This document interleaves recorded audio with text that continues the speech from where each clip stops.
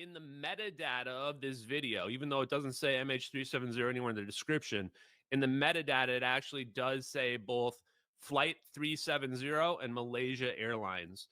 The second question is yes, because that capability, I think it's an Einstein-Rosen bridge is what they're doing, if you want to look that up. And we have a scientist on our team who's worked at a very senior NSA and corporate level who has said it is real, and it was an Einstein-Rosen bridge, and it was man-made, and it was a test. Now, what?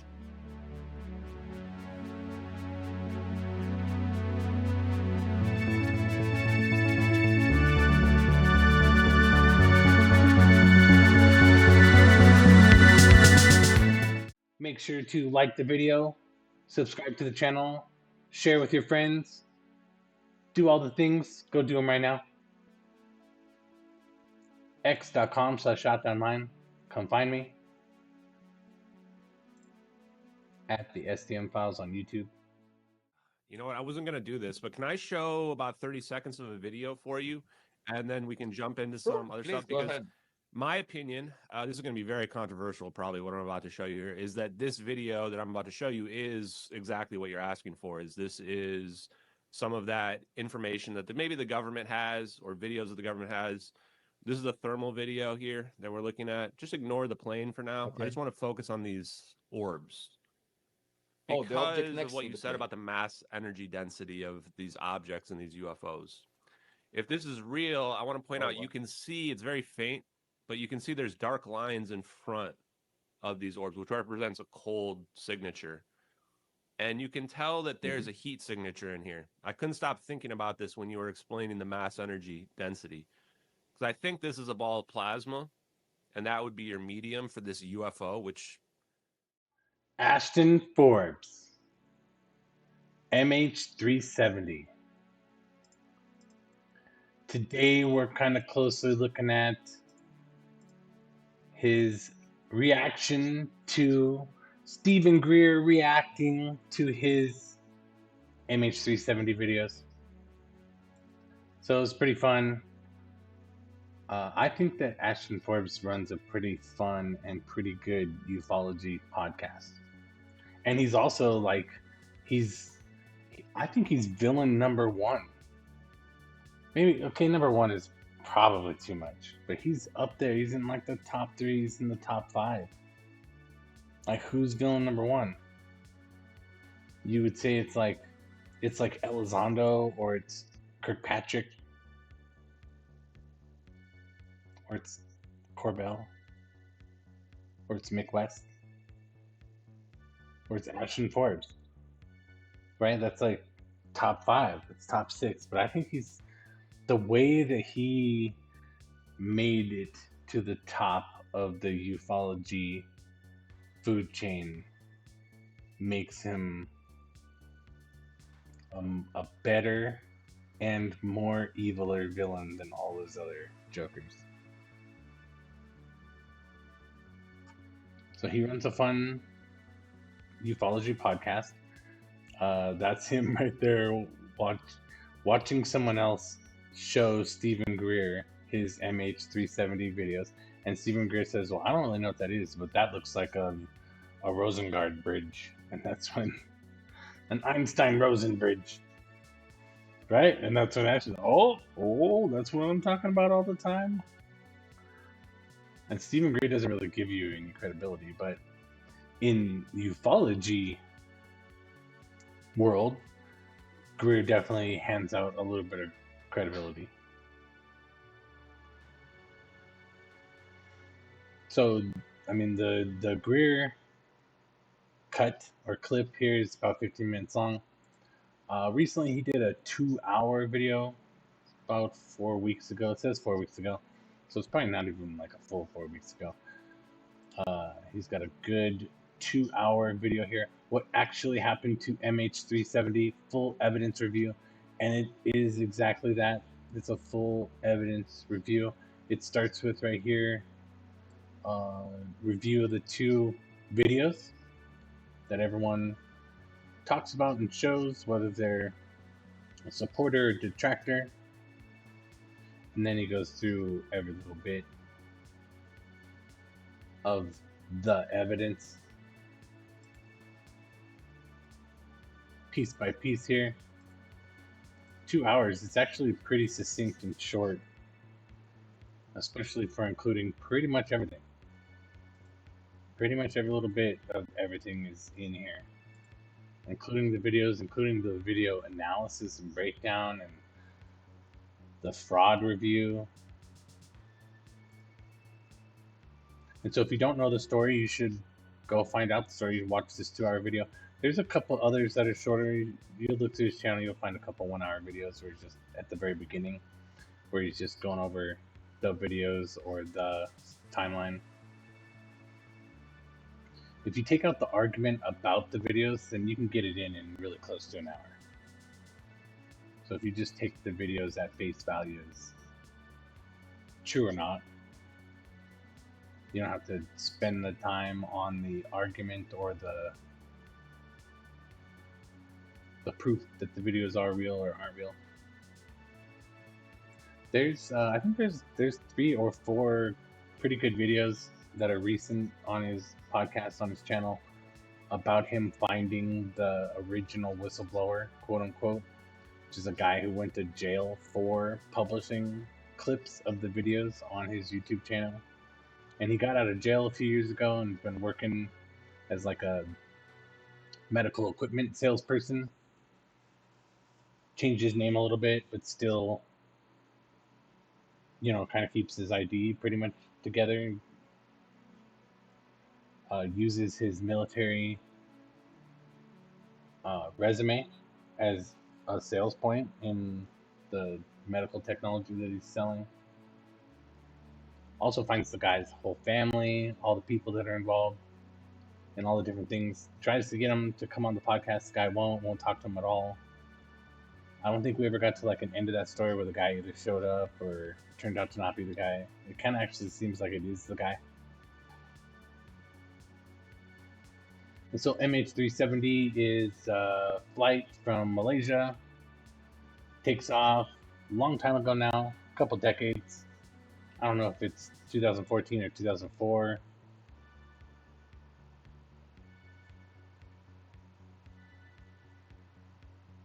It's 2014, but takes off. Seems like there was a fire on board. Plane changes directions, drops altitude, flies back over Indonesia.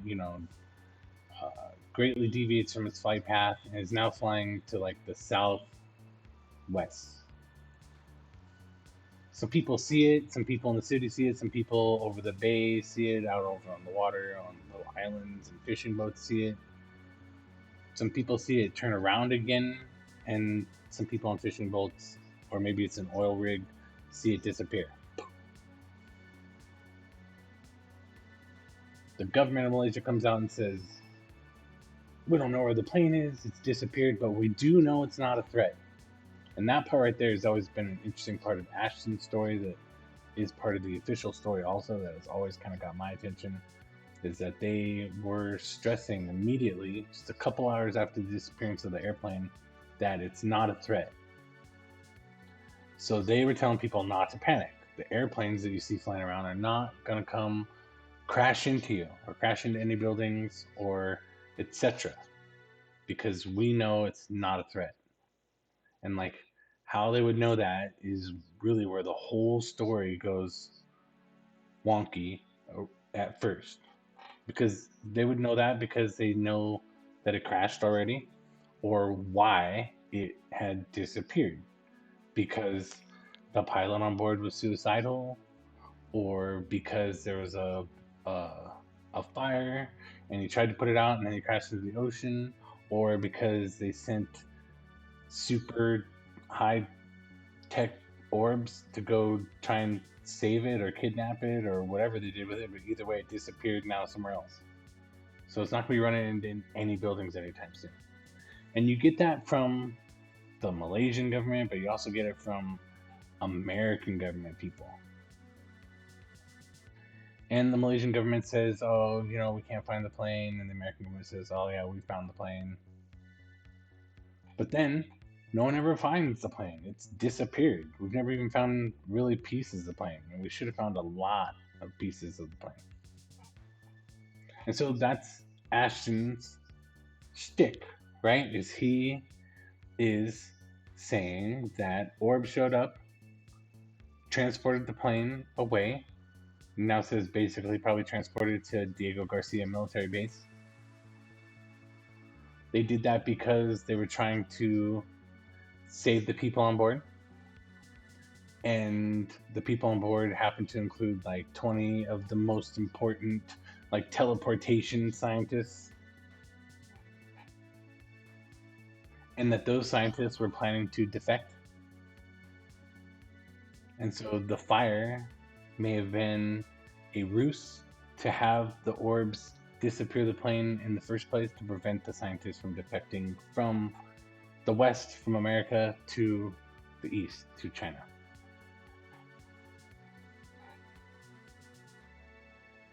And then, after the plane disappears and they can't find it, the governments keep talking about it. They keep talking about how they knew that turns out the pilot was suicidal. So you could be Ashton Forbes. You could literally spend 2 hours talking about every little bit of what happened that day. And he concludes that the secret Western government zapped that airplane with super orbs. And then that is then proof that all of this technology exists. And so he runs a really great ufology podcast without ever even actually really talking about UFOs. Because the UFOs that he's talking about are government orbs.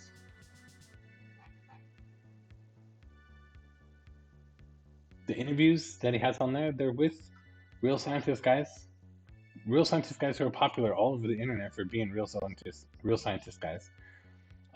He's kind of turned it into, over the last couple of years, is really just a search for the holy grail of 0-point energy and all the other little pieces of technology that would be necessary, both in the past, when this was actually happening, how we would get the videos, so the real government black technology and the satellites and drones and everything else that would give us those videos, and then the other technology that would be necessary and behind the orbs and the disappearance of the airplane. And then he goes down every little technology rabbit hole with, like I said, again, real scientists trying to figure out how this would work, even now. And so he gets people on here like Avi Loeb, who it doesn't seem like Avi Loeb really knows who Ashton Forbes is or anything about Ashton Forbes' story, because at some point in the very middle here, Ashton Forbes kind of ambushes him with the MH370 videos and gets his real-time reaction, which he's trying to get him to say physics stuff about teleportation. And it works. So about halfway through this, this is a 1 hour interview. That's an hour and a half with Avi Loeb. And right after he had him just going on and on about Ouamuamua, he gets him to live respond to the MH370 videos and then just kind of have like physics-bro discussion about technology for the next half an hour. And I would always say, like, Avi Loeb is like at least the way he sounds and looks and what he talks about and how he talks about stuff sometimes, he is like the archetype of like an evil ufology scientist. Like the very spitting image, the way he sounds, the way he talks. But then the more that I paid attention to him over the years, and he's one of my favorite guys because he is like the Ouamuamua guy. And I'm really into Ouamuamua. So I'm always watching this guy talk to people about Ouamuamua and everything else under the sun. So now he's kind of like a, happy, likable, fun caricature. But even when he's talking to Ashton Forbes, and Ashton Forbes has him going on about physics, fun physics bro stuff. Again, he's got that evil ufology scientist vibe going. The way he looks, talks, sounds. But he's not. He's just like a real ufologist. He's trying to get anyone to give him money and go after and chase down Ouamuamua and anything else that seems a little bit extraterrestrial and see what it is. Is it extraterrestrial or not?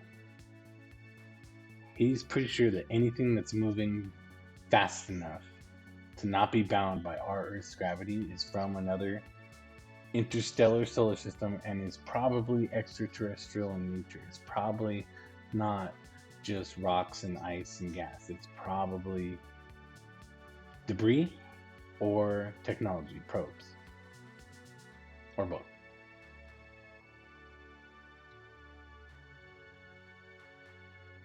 So Ashton Forbes talking to Avi Loeb, talking about Stephen Greer, putting on a weekly podcast where he discusses the evidence of MH Flight 370 being disappeared by high-tech orbs